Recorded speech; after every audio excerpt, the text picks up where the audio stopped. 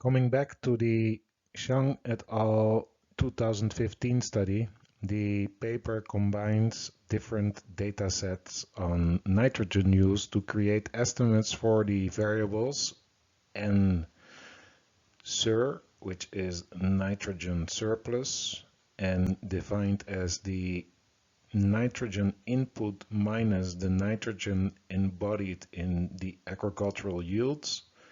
In figure 1 from their paper, they illustrate nitrogen input in blue arrows and the nitrogen yield in green arrows, and the nitrogen surplus in the red arrows, meaning that the nitrogen surplus group combines different forms of nitrogen pollution together.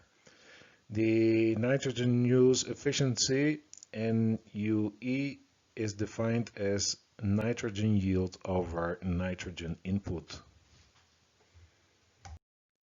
In their second figure, the authors illustrate the environmental Kuznets curve hypothesis for nitrogen surplus, which first shows an increase in the surplus with rising income, followed by a drop to some limit determined by the maximum nitrogen use efficiency.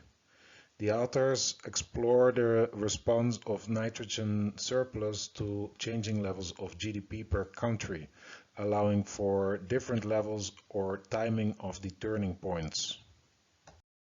About half of the countries are found to follow an environmental Kuznets curve type of path of development for nitrogen surplus, where the countries in the first row had their economic growth accompanied by falling levels of nitrogen surplus recently, whereas the second row, nitrogen surplus is still increasing with economic growth.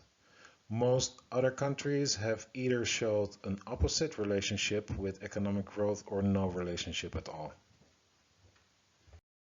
Figure 4b from their paper illustrates the importance of crop mix in explaining the difference between Chinese and US nitrogen use efficiency, by adding a third dashed line, about which page 54 says. The dashed line in B shows what nitrogen use efficiency in China would be if it achieved nitrogen use efficiency values realized in the USA for all crops, but with the mix of China. While illustrative, it is also questionable how much one can read into these differences, as Zhang et al. Express on page 53. Countries have widely differing values of nitrogen use efficiency and nitrogen surplus, even when yields are similar. Some of this variation is probably due to underlying biophysical conditions such as rainfall variability and soil quality, which influence crop choices, yield responses, and nitrogen use efficiency. However, cultural, social, technological, and economic and policy factors also probably affect the turning points on the environmental Kuznets curve trajectory of each country. Figure 5 from their paper depicts the trends for several countries with respect to their agricultural yields, nitrogen use efficiency, and nitrogen surplus. The paper argues that for countries in early development, it may be possible to tunnel through the environmental Kuznets curve. That is, use the efficiency gains to increase yields without affecting nitrogen surplus. On page 54, they describe that this shift will require leapfrogging over the historical evolution of agricultural management practices by employing technologies and management practices that promote high nitrogen use efficiency before nitrogen surplus grows to environmentally degrading levels. Acquiring and deploying such technologies, such as improved seed, balanced nutrients amendments and water management will require investments in technology transfer and capacity building. Returning to our more general environmental Kuznets curve discussion, by 2004 there were enough articles exploring the environmental Kuznets relationship to warrant at least 2 literature reviews.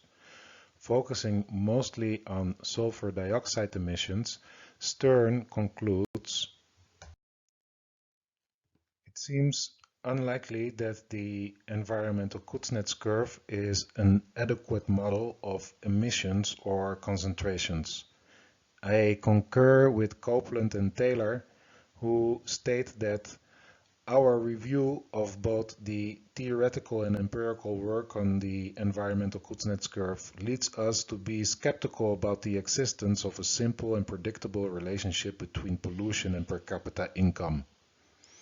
More recently, in a meta-analysis of 547 estimates from 69 different studies focusing on deforestation, Schumert et al.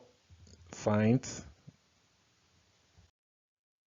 the more recent the year of publication, the more the likelihood of having an environmental Kuznets curve declines. So, if economic growth is not the solution to our environmental problems, what is?